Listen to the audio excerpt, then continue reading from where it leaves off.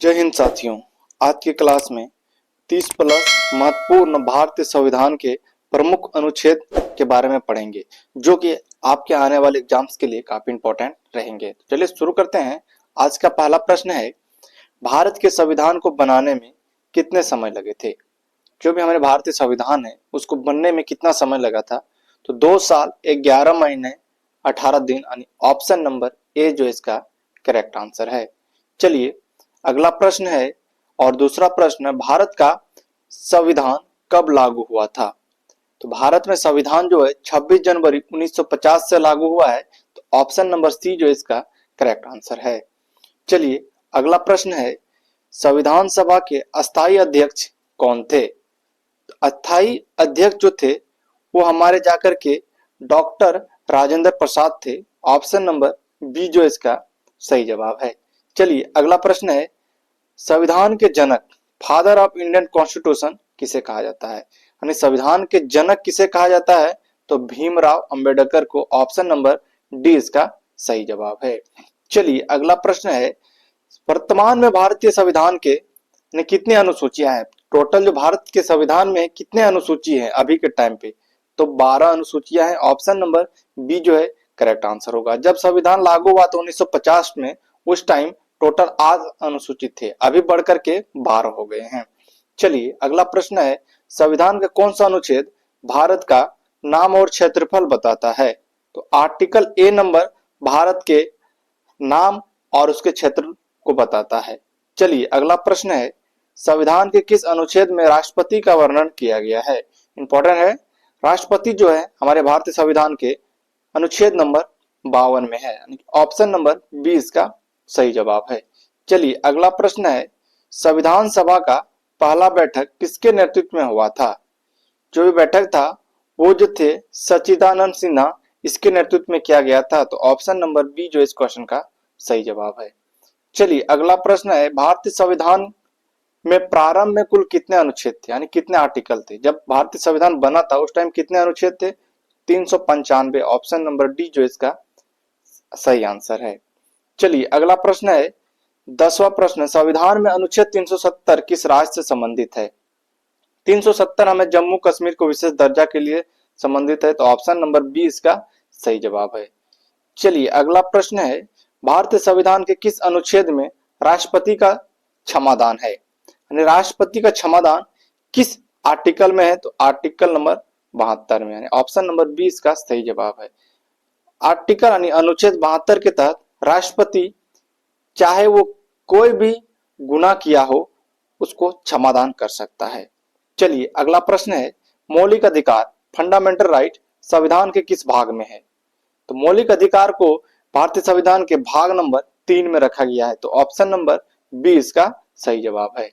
चलिए अगला प्रश्न है, भारतीय संविधान को किस भाषा में लिखा गया है? तो मूल रूप से जो है पहले अंग्रेजी में लिखा गया था, लेकिन बाद में उसे फिर हिंदी में अनुवादित किया गया था। तो अंग्रेजी हिंदी दोनों ही इसके सही आंसर होंगे।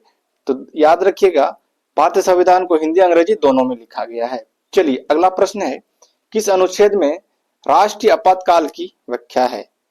आपातकाल की जो व्याख्या है 352 में है। ऑप्शन नंबर ए जो इसका सही जवाब है। 352 के तहत देश में कोई भी आपातकालीन स्थिति हो उसका वर्णन किया जाता है। चलिए अगला प्रश्न है, संविधान सभा में सबसे पहले राष्ट्र ध्वज किसने फहराया था? सबसे पहले जो है पंडित जवाहरलाल नेहरू ने फहराया था, क्योंकि ये फर्स्ट टाइम हमारे देश के प्रधानमंत्री बने थे। तो उस टाइम फर्स्ट बार इन्होंने ही झंडा को फहराया था। तो चलिए अगला प्रश्न है, भारतीय राज्यसभा का कार्यकाल कितने वर्ष का होता है? तो राज्यसभा का कार्यकाल जो है वो 6 वर्ष का होता है। ऑप्शन नंबर बी जो इसका सही जवाब है। चलिए अगला प्रश्न है, भारतीय संविधान के किस अनुच्छेद में संविधान संशोधन की प्रक्रिया दी गई है? संविधान में किसी भी प्रकार का संशोधन करना हो तो आर्टिकल यानी अनुच्छेद 368 के तहत कर सकते हैं। तो ऑप्शन नंबर बी जो इसका सही जवाब है। चलिए अगला प्रश्न है, चुनाव आयोग किस अनुच्छेद के तहत स्थापित है? चुनाव जो भी होता है किस अनुच्छेद में, मतलब किस अनुच्छेद के तहत करवाता है? तो 324 के तहत। ऑप्शन नंबर डी जो इसका सही जवाब है। चलिए अगला प्रश्न है, लोकसभा को भंग करने का अधिकार किसके पास है? लोकसभा को भंग करने का अधिकार सिर्फ राष्ट्रपति के पास है, तो ऑप्शन नंबर बी जो इसका सही जवाब है। चलिए अगला प्रश्न है, राष्ट्रपति को शपथ ग्रहण कौन दिलवाता है? तो राष्ट्रपति को शपथ ग्रहण जो है सर्वोच्च न्यायालय के मुख्य न्यायाधीश द्वारा दिलवाया जाता है, तो ऑप्शन नंबर डी जो है इसका सही जवाब है। चलिए अगला प्रश्न है, उच्च न्यायालय के न्यायाधीशों की नियुक्ति कौन करता है? जो भी उच्च न्यायालय हमारे हाईकोर्ट के जो न्यायाधीश होते हैं उनकी नियुक्ति कौन करता है? तो राष्ट्रपति, यानी ऑप्शन नंबर ए जो इसका बिल्कुल सही होगा। चलिए अगला प्रश्न है, राज्यपाल की नियुक्ति कौन करता है? तो राज्यपाल की भी नियुक्ति जो है राष्ट्रपति ही करते हैं, तो ऑप्शन नंबर बी बिल्कुल सही जवाब है।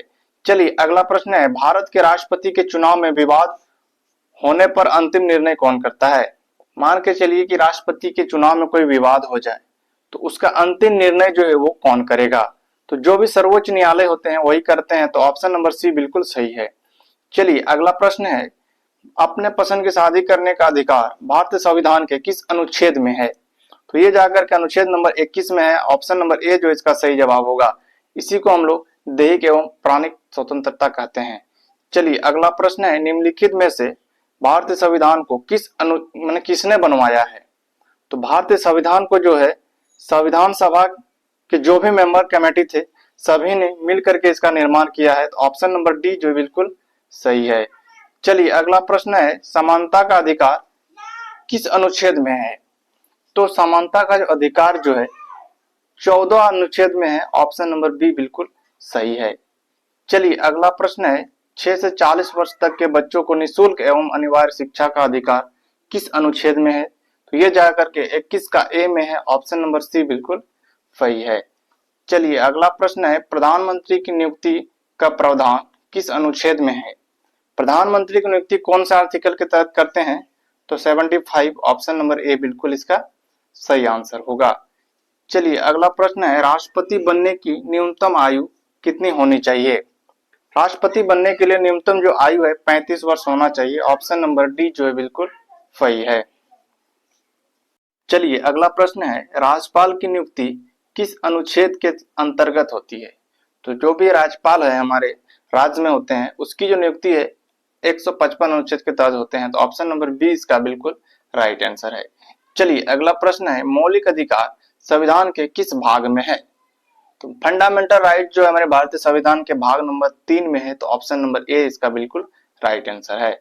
चलिए अगला प्रश्न है, निम्न में से अनुच्छेद 370 किससे संबंधित है?